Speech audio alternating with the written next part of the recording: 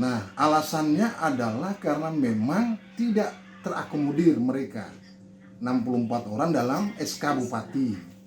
Makanya pihak rumah sakit juga tidak ada dasar untuk membayar mereka.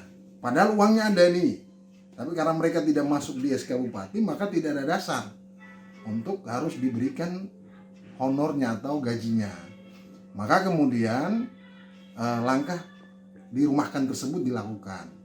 Nah, memang yang kita sayangkan, SK Bupati ini kan keluar sudah dari bulan Desember 2022. Nah, kok kemudian mereka ini 64 orang nakes ini kan sudah bekerja dari Januari nih.